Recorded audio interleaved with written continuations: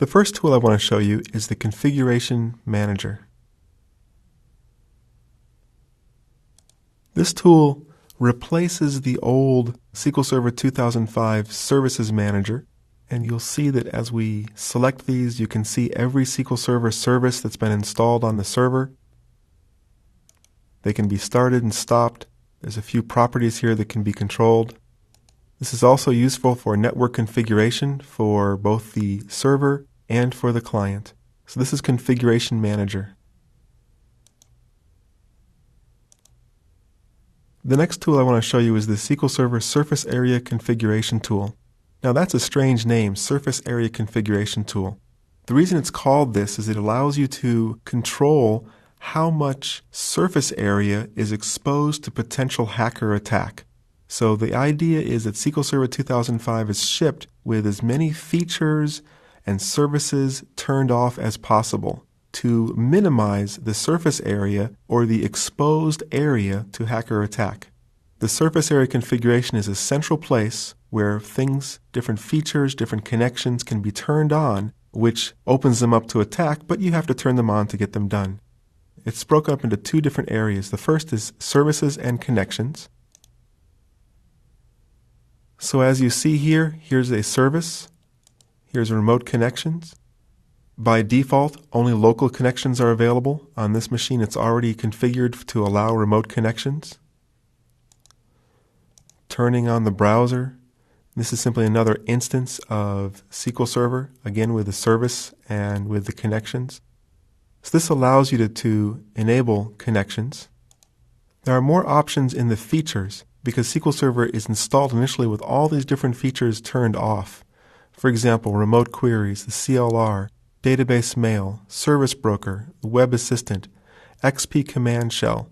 By default, all of these different features are turned off, and before you can use them, before they're enabled for possible attack, you need to go from here to the Surface Area Configuration tool and enable them. So that's what this tool is for.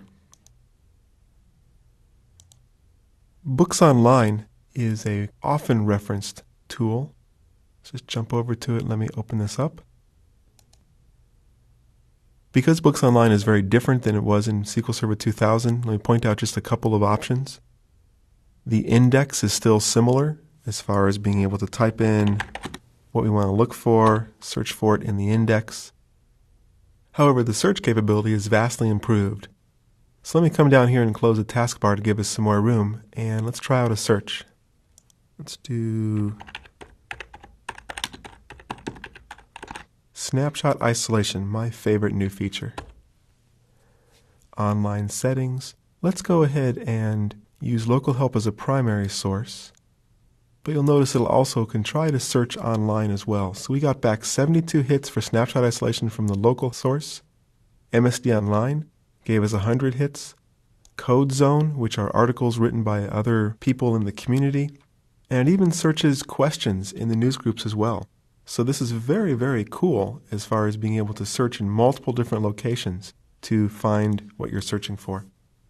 So I'm a big fan of the new Books Online. Ask a question lets you jump right to asking a question in a news group. There's also the ability to have help favorites and save favorite pages to the help favorites. There's context, quite a few new features here, and it's worth exploring and becoming familiar with Books Online. Let me close this and jump to the next tool.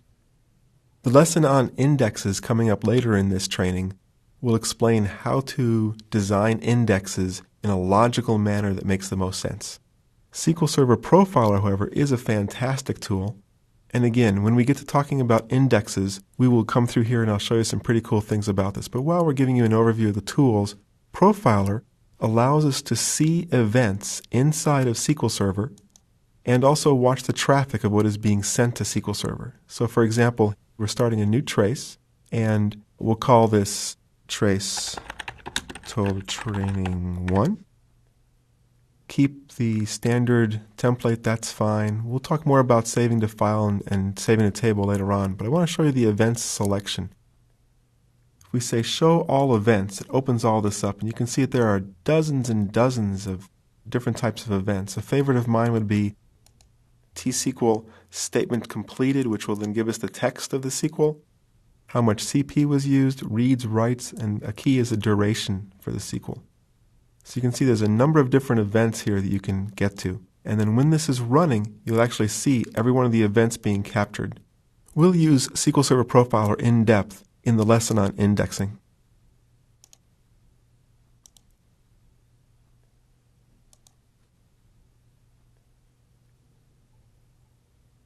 Which brings us to SQL Server Management Studio. By far the most popular tool, very powerful. There's actually a lesson coming up, lesson number 3, where I'm going to spend quite a bit of time showing you some tips and tricks and how to move around and navigate in this Visual Studio-esque type environment called Management Studio. The last tool I want to show you is actually in the control panel and a part of Windows. It's Performance Monitor. When I open this up, and let me close this out of the way.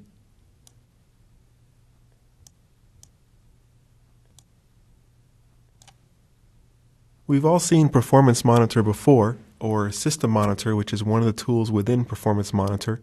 And at this point, we're just watching pages per second, average disk queue length, percentage of processor.